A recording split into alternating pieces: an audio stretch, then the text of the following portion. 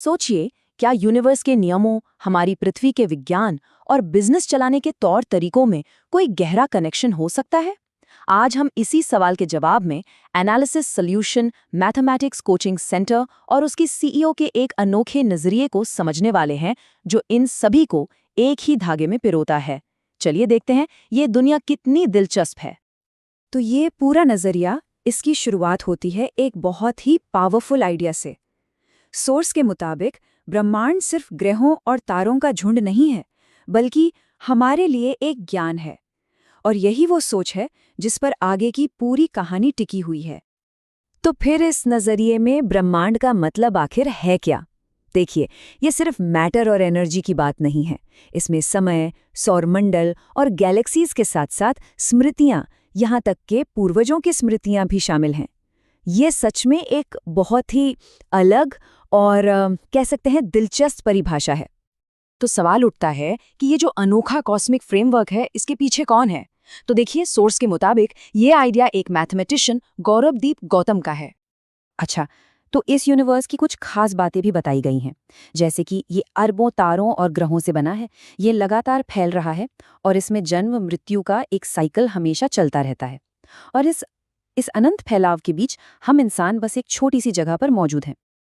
अब इतनी बड़ी बड़ी कॉस्मिक बातें हो गईं, तो इनको जरा जमीन पर उतारते हैं। और इसके लिए हमें जूम इन करना होगा अपने घर पर, यानी हमारी पृथ्वी पर। तो चलिए अब इस फिलॉसफी से हटकर थोड़ा सा सॉलिड साइंस पर नजर डालते हैं। और देखिए, साइंस की शुरुआत होती है बस एक नंबर से। हमारी पृथ्वी लगभग 4.5 अरब साल पुरानी है। ये नंबर हमें याद दिलाता है कि हम कितने बड़े एक विशाल कॉस्मिक टाइम स्केल पर जी रहे हैं। अब ये जो टाइमलाइन है, ये हमें पृथ्वी की एक लंबी कहानी बताती है। सौर मंडल के जन्म से लेकर पृथ्वी का बनना और फिर अरबों साल बाद पहले जीवन का पनपना। और इस पूरी कहानी में आधुनिक इंसानों का आना तो समझिए कि बस कुछ पल पहले की ही बात है। अच्छा, अब उस हवा की बात करते हैं जिसमें हम सांस लेते हैं। इसका जो बैलेंस है ना, वो भी कमाल का है। यहाँ साफ दिखता है कि इसमें ज्यादातर नाइट्रोजन और ऑक्सीजन है, जो पृथ्वी पर जीवन के लिए सबसे जरूरी हैं।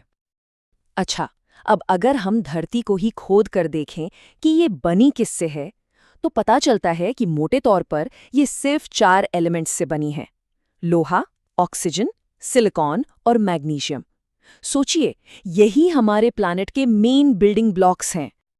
अगर हम अपनी धरती की सतह से इसके बिल्कुल सेंटर तक का सफर करें, तो हमें कई परतें मिलती हैं, ठोस क्रस्ट से लेकर पिघले हुए आउटर कोर और फिर एकदम सॉलिड इनर कोर तक। तो यहाँ एक बड़ा सवाल उठता है। एक तरफ यूनिवर्स की फिलॉसफी, दूसरी तरफ धरती का साइंस। इन सबका एक मैथमेटिक्स कोचिंग सेंटर से क्या लेना देना हो सकता है? और यहीं पर कहानी का सेंटर पॉइंट आता है।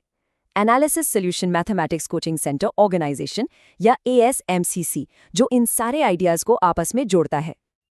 और इस पूरे वर्ल्ड व्यू के, इस नज़रिए के बिल्कुल सेंटर में है गौरवदीप गौतम, जो इस ऑर्गेनाइजेशन के CEO हैं। मतलब हम जो कुछ भी देख और समझ रहे हैं, वो असल में उनके आइडियाज और सर्विसेज का ही एक मिला जुला रूप है। तो चलिए अब थोड़ा प्रैक्टिकल होकर देखते हैं कि ये ऑर्गेनाइजेशन असल में कौन सी सर्विसेज देता है। पहली है निवेश, यानी इनकम कमाने के लिए अपने पैसों को किसी एसेट में लगाना। अब इन्वेस्टमेंट के पीछे की जो फिलॉसफी है, वो CEO गौरवदीप गौतम के इस कोट में छिपी है। इसका सार ये है कि इन्वेस्टमेंट दरअसल भविष्य के कामों के लिए एक अच्छा वक्त या एक मौका बनाने का जरिया है। बहुत दिलचस्प सोचें। तो अगली बड़ी सर्विस है मार्केटिंग, जिसे कस्टमर्स की ज़रूरतों को समझकर सेल्स को बढ़ावा देने की एक प्रोसेस के तौर पर बताया गया है।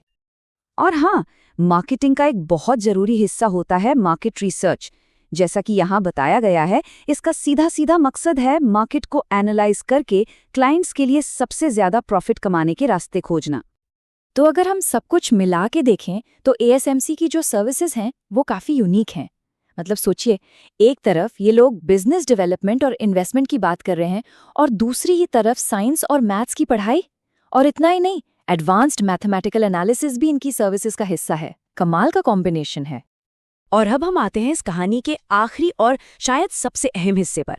यह हिस्सा इस ऑर्गेनाइजेशन के सारे ज्ञान को, यूनिवर्स, साइंस और बिजनेस, इन सब को भविष्य की सबसे बड़ी चुनौतियों से जोड़ता है। बात हो रही है नई दुनिया और नए खोजकर्ताओं की।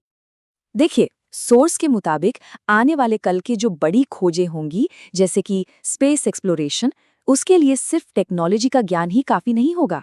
हमें इंसानों को और हमारे समाज की जो पेचीदगियां हैं, उन्हें भी समझना होगा।